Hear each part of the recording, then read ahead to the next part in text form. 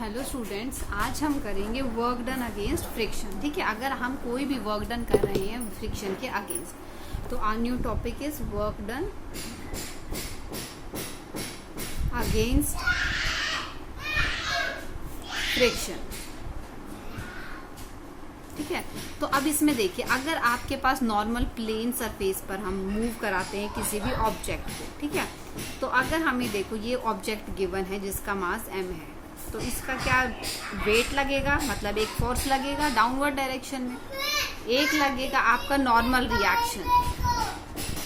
ठीक है, तो ये हमारा होता है नॉर्मल रिएक्शन।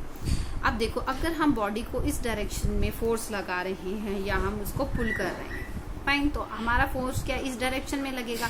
अब देखिए, हमें सिर्फ फ्रिक्शनल फोर्स के अगेंस्ट वर्क कराना है, तो हमें सिर्फ वही कैलकुलेट करना है for work done against friction. ठीक है, तो वर्क डन अगेंस्ट फ्रिक्शन की बात करेंगे, तो अगर हम इधर ऑब्जेक्ट का फोर्स लगा रहे हैं तो वर्क डन फ्रिक्शन किधर एक्ट करेगा, फ्रिक्शन अब बैकवर्ड डायरेक्शन में एक्ट करेगा। और फ्रिक्शनल कौन सा फ्रिक्शन एक्ट करेगा, आपका काइनेटिक फ्रिक्शन।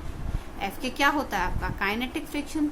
और काइनेटिक फ्रिक्शन वो होता है जो आपका वर्क डन, मतलब ऑब्जेक्ट जब मूव कर रही है उस ड्यूरेशन में जो फ्रिक्शन एक्ट कर रहा है उसे हम क्या बोलते हैं, काइनेटिक फ्रिक्शन। तो अब देखिए, आपका काइनेटिक फ्रिक्शन है जो अब बैकवर्ड डायरेक्शन में एक्ट कर रहा है। सपोज हमने इस ऑब्जेक्ट को मूव करा के कुछ एस डिस्टेंस तक डिस्प्लेस करा दिया, ठीक है, तो वर्क डन हमें कैलकुलेट करना है। तो वर्क डन क्या होता है आपका, फोर्स इनटू डिस्प्लेसमेंट, यही होता है आपका फोर्स इनटू डिस्प्लेसमेंट। अब देखिए, फोर्स हमें देखना है, ठीक है, फोर्स हमें टोटल फोर्स की अगर हम बात करें, क्योंकि हमें सिर्फ फ्रिक्शनल फोर्स देखना है और जो अप्लाइड फोर्स है हमें वो देखना है। ठीक है, तो आपके पास अगर हम फ्रिक्शनल फोर्स की बात करें एफ के, उसकी वैल्यू आपको क्या होती है पता है, म्यू के एन, मतलब जो कोफिशिएंट ऑफ फ्रिक्शन होता है फॉर द काइनेटिक फ्रिक्शन और जो आपका नॉर्मल रिएक्शन होता है।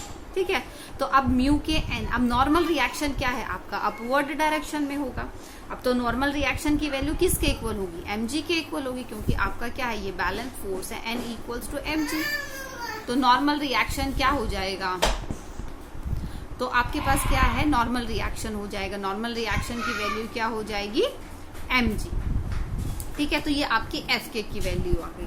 अब देखिए, आपके पास वर्क डन हमें निकालना है, तो वर्क डन क्या है, हमें सिर्फ इसी फोर्स की हम बात कर रहे थे, हमें इसी फोर्स के अगेंस्ट वर्क डन निकालना है। तो आपका वर्क डन क्या हो जाएगा, एफ के इंटू एस, जो आपकी डिस्प्लेसमेंट होगी, और एफ के की वैल्यू क्या है, म्यू के एम जी, और डिस्प्लेसमेंट क्या है, जो भी आप एक्स से रिप्रेजेंट करा रहे हैं, एस से रिप्रेजेंट करा रहे हैं, whatever value you are using, whatever variable you are using to represent it.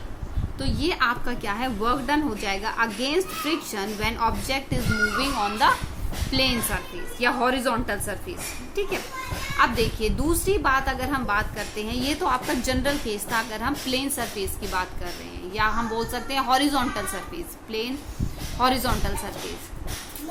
अब देखिए, ये तो था अगर हमारा हॉरिजॉन्टल सरफेस है।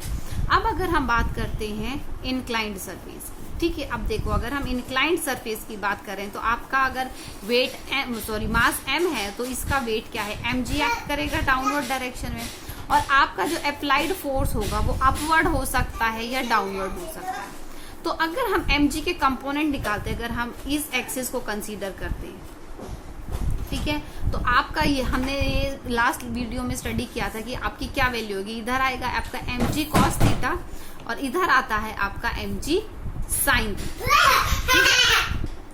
ठीक है, तो ये आपके क्या है, दो कंपोनेंट्स हो जाएंगे किसके, आपके जो वेट है, जो कि आपका एज अ फोर्स एक्ट करता है। ऊपर होता है आपका नॉर्मल रिएक्शन। ठीक है, अब देखो, फोर्स आपका फॉरवर्ड डायरेक्शन में होगा तो फ्रिक्शन बैकवर्ड लगेगा, और अगर आप इंक्लाइन पर अपवर्ड ऑब्जेक्ट को मूव करा रहे हैं तो आपका फ्रिक्शन जो है वो डाउनवर्ड डायरेक्शन में एक्ट करेगा। ठीक है, तो हमारे इंक्लाइंड में दो केस बनते हैं, अगर आप ऑब्जेक्ट को अपवर्ड मूव करा रहे हैं या आप ऑब्जेक्ट को डाउनवर्ड मूव करा रहे हैं। ठीक है, तो अब देखिए, अगर फर्स्ट केस हम कंसीडर करते हैं, अगर आप ऑब्जेक्ट को अपवर्ड मूव करा रहे हैं, ठीक है, तो अब देखिए, आपके पास दो केसेस बनते हैं। तो पहला केस हम लेते हैं, अगर हम ऑब्जेक्ट को अपवर्ड मूव करा रहे हैं, तो इसका मतलब जो हमारा अप्लाइड फोर्स जिसको हम पी से रिप्रेजेंट कराते हैं वो अपवर्ड डायरेक्शन में एक्ट करेगा। लेकिन जो mg के कंपोनेंट रहेंगे वो तो वही रहेंगे, क्योंकि आपका फोर्स जो है वेट की वजह से वो वैसे ही एक्ट कर रहा है। तो ये आ जाएगा आपका mg cos थीटा और इधर लगेगा आपका mg sin थीटा।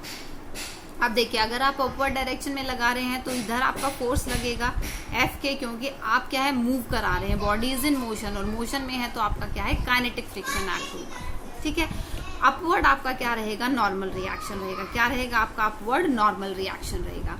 तो अब देखिए अगर हम ओवरऑल इसकी ऑब्जेक्ट के फोर्स की बात करते हैं, क्योंकि वर्क डन क्या है फोर्स इनटू डिस्प्लेसमेंट, तो अगर हम ओवरऑल फोर्स की बात कर रहे हैं तो अब देखिए अगर हम ओवरऑल बात करते हैं तो अब अगर हम अप्लाइड फोर्स की वैल्यू निकालें, ठीक है, अप्लाइड फोर्स की वैल्यू क्या रहेगी, P equals to backward direction में जो रहेगा आपका एफ के प्लस mg sin थीटा।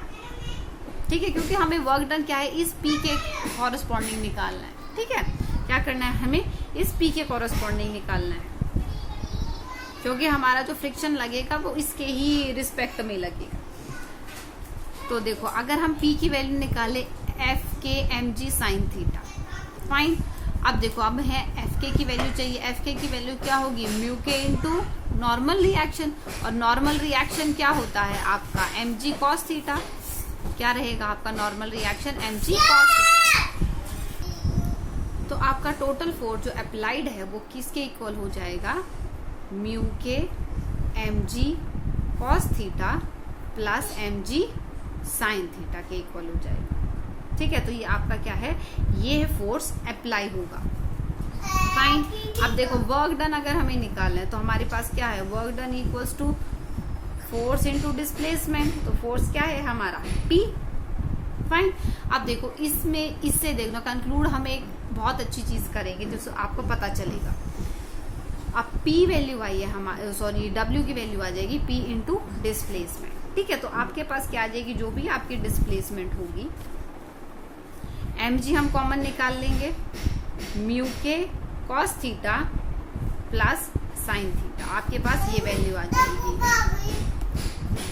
अब ऐसे देखिए अगर आपके पास ये हमने क्या निकाल दिया, ये हमारा वर्क डन आ गया। अब ऐसे ही अगर हम सेकंड केस लेते हैं जिसमें आपकी ऑब्जेक्ट जो है वो डाउनवर्ड मूव कर रही है, तो इसका मतलब आपका फोर्स जो है वो डाउनवर्ड डायरेक्शन में लगेगा।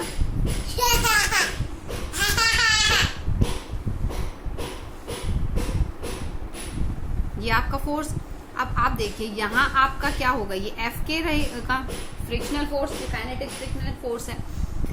इसी डायरेक्शन में देखिए इधर आपका mg cos थीटा एक्ट करेगा, कंपोनेंट्स ब्रेक करने आते हैं आपको। इस डायरेक्शन में आपका mg sin थीटा एक्ट करेगा और अपवर्ड डायरेक्शन में आपकी नॉर्मल रिएक्शन लगेगी।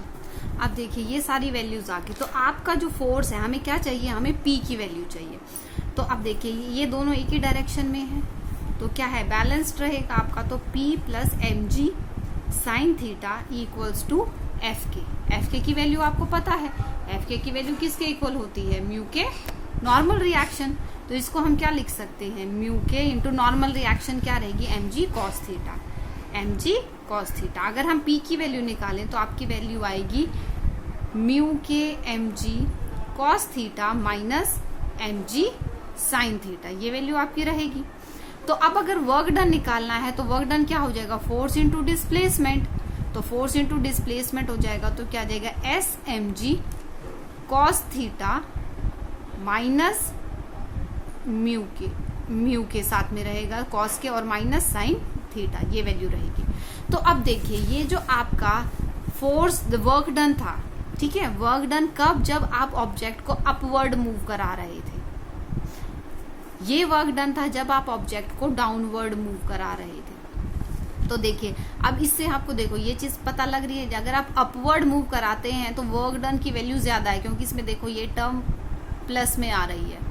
तो वर्क डन जो होगा जब आप इंक्लाइंड के अगेंस्ट वर्क कराएंगे तो वो वर्क डन क्या रहेगा आपका ग्रेटर वैल्यू का रहेगा। ठीक है, अगर आप डाउनवर्ड डायरेक्शन में ऑब्जेक्ट को मूव कराते हैं तो आपका जो वर्क डन होगा वो लेस रहेगा।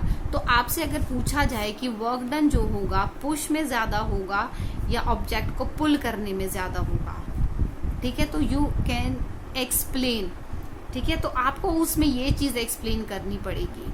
ठीक है, तो डायरेक्ट नहीं पूछा जाएगा कि work done against your inclined you have to find the value, या वर्क डन अगर आपकी ऑब्जेक्ट डाउनवर्ड मूव कर रही है, फाइन।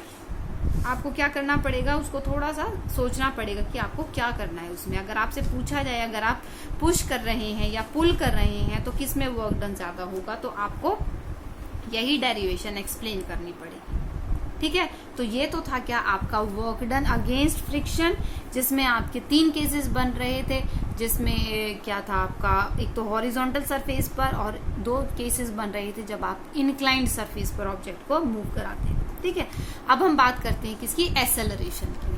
अब अगर हम एक्सेलरेशन की बात करते हैं तो आपके पास कोई भी ऑब्जेक्ट है, ठीक है, तो हम केस लेते हैं अगर हमारा एंगल जो है, ठीक है, जो एंगल ऑफ इंक्लिनेशन है वो एंगल ऑफ रिपोज से ज्यादा है। तो एंगल ऑफ रिपोज से अगर ज्यादा है तो एंगल ऑफ रिपोज क्या था, मिनिमम एंगल जिसपे आपकी object will just begin to slide. ठीक है, वो आपका एंगल ऑफ रिपोज था। तो अब अगर आपका एंगल ऑफ रिपोज हमने लिया है, ठीक है, जो थीटा हम ले रहे हैं that is greater than your angle of repose, तो अगर आपका एंगल ऑफ रिपोज से ज्यादा है तो ऑब्जेक्ट जो है वो ऑटोमेटिकली स्लाइड करेगी। ठीक है, तो उसके लिए हमें कोई एक्सटर्नल फोर्स लगाने की जरूरत नहीं है। तो अगर इस कंडीशन में हम एक्सेलरेशन कैलकुलेट करते हैं तो देखिए क्या वैल्यू आएगी। यहाँ आपका अगर m मास है तो ये आपका कंपोनेंट क्या हो जाएगा, mg cos थीटा, और इधर आपका आ जाएगा mg sin थीटा। ठीक है, इधर रहेगी नॉर्मल रिएक्शन। अब देखिए, अब फ्रिक्शनल फोर्स आपका क्या है, बैकवर्ड डायरेक्शन में एक्ट करेगा फ्रिक्शनल फोर्स जो है F के। अब देखो, आपकी ऑब्जेक्ट जो मूव करेगी वो फॉरवर्ड डायरेक्शन में ही होगी, तो इसका मतलब जो फोर्स है वो क्या है, फॉरवर्ड डायरेक्शन में ही एक्ट कर रहा है। तो अगर हम ओवरऑल फोर्स की वैल्यू हम निकालते हैं, ओवरऑल फोर्स की वैल्यू निकालते हैं तो एक्सेलरेशन इस डायरेक्शन में है, तो जिस डायरेक्शन में एक्सेलरेट हो रही है आपकी body that force is greater. तो क्या है आपका mg sin theta is greater, तो mg sin theta minus fk। अब fk की वैल्यू आपको पता है क्या होती है, mg sin थीटा माइनस इसकी वैल्यू क्या होती है, म्यू के इंटू नॉर्मल रिएक्शन, तो क्या वैल्यू हो जाएगी mg cos थीटा। ठीक है, तो ये क्या आ जाएगा आपका फोर्स। ठीक है, अब आप अगर न्यूटन सेकंड लॉ से बोले तो force equals to mass into acceleration, तो मास इंटू एक्सेलरेशन, और ये आपकी फोर्स की वैल्यू आ गई। फोर्स की वैल्यू क्या आएगी, mg sin theta minus mu के cos थीटा। तो मास से मास कैंसिल हो जाएगा, तो आपकी एक्सेलरेशन क्या आएगी, g sin theta minus mu के cos थीटा। ठीक है, तो ये आपका फॉर्मूला आ गया किसका, एक्सेलरेशन। ठीक है, तो ये था आपका क्या, वर्क डन अगेंस्ट फ्रिक्शन, और जिसमें हमने अपनी बॉडी की एक्सेलरेशन फाइंड आउट करी है जो कि बॉडी इंक्लाइंड सरफेस पर रखी हुई है। अब देखिए, इसी कंसेप्ट से मिलता जुलता है आपका एक टॉपिक जिसमें है आपका रोलिंग। ठीक है, जैसे आप गार्डन में ग्रास कट करते हैं तो आप रोलर यूज करते हैं। ठीक है, तो आप अगर उस रोलर को पुश करते हैं या उस रोलर को पुल करते हैं तो किस कंडीशन में आपका वर्क डन वो ज्यादा होगा। ठीक है, तो ये आप खुद से करके देखिएगा। यही वाली कंसेप्ट, यही वाली अप्रोच आपको फॉलो करनी है। इसमें इंक्लाइंड था, उसमें क्या है सर्कुलर बॉडी रहेगी और इस तरीके से आपका फोर्स जो है वो एक्ट करेगा। ठीक है, तो ट्राई करके देखना, अगर नहीं आता है तो मुझे बताना, I will explain you later on. अब देखिए, उसके बाद आता है आपका फ्रिक्शन। ठीक है, तो फ्रिक्शन है वो आपके लिए बेनिफिशियल है या नहीं। ठीक है, तो क्या है, कोई भी चीज है उसके अगर एडवांटेजेस हैं तो कुछ डिसएडवांटेजेस भी हैं। ठीक है, तो कोई भी ऐसी चीज नहीं है कि जिसके सिर्फ एडवांटेजेस ही हो या जिसके सिर्फ डिसएडवांटेजेस ही। ठीक है, तो अब देखिए, अगर एडवांटेज की अगर हम बात करते हैं तो एडवांटेज होता है आपका ब्रेक, है ना। अगर आप कहीं भी ब्रेक अप्लाई करते हैं तो आप अगर ब्रेक में फ्रिक्शन नहीं है तो आपका ब्रेक जो है वो वर्क नहीं करेगा, मतलब बिना फ्रिक्शन के ब्रेक वर्क नहीं करेगा, तो आपका वहाँ पर फ्रिक्शन की वैल्यू होनी चाहिए। अब अगर आप पुली की बात करते हैं, ठीक है, तो अगर पुली की बात करते हैं तो वहाँ पर भी आपकी क्या है, फ्रिक्शन होनी चाहिए। ठीक है, ऐसे ही आप जब रोड पर टायर्स यूज कर रहे हैं आप, तो आप फ्रिक्शन होनी चाहिए। अगर फ्रिक्शन नहीं होगी तो आपके टायर जो होंगे वो स्किड होते हैं। ठीक है, उसके बाद देखिए, अगर आप पेन या पेंसिल से लिखते हैं, हमें जब लिख रहे हैं तो आप देखना, नोट करना, अगर आप ऑयली सरफेस पर लिखते हैं, आप इस पेज पर ऑयल लगा लें तो आप नहीं लिख पाएंगे। क्यों? क्योंकि फ्रिक्शन क्या है, बिल्कुल ही नहीं रहेगा, फ्रिक्शन रिड्यूस हो जाएगा। तो फ्रिक्शन नहीं होगा तो हम इजीली लिख भी नहीं सकते। ठीक है, ये क्या है, ये एडवांटेजेस है फ्रिक्शन के।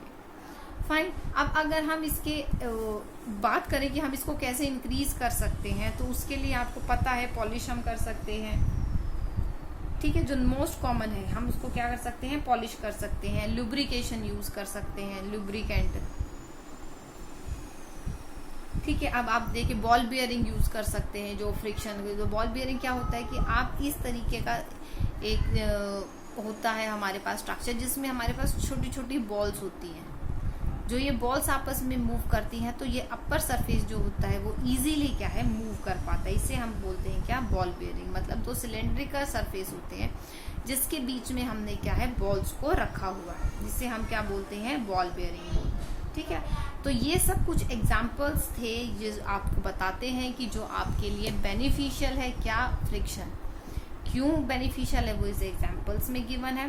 दूसरा कि हम जो फ्रिक्शनल फोर्स है उसको हम कैसे चेंज कर सकते हैं फ्रिक्शन को, तो उसके ये मेथड्स हैं। ठीक है, तो ये कुछ एग्जाम्पल्स थे जो हमने स्टडी किए, जो थ्योरेटिकल टॉपिक है छोटा सा 2 मिनट का, तो इसको आप बुक से रीड आउट करना, और जो रोलिंग वाला है उसको आप अच्छे से स्टडी करना। If any doubt persist then do ask. Thank you students, that's all for today.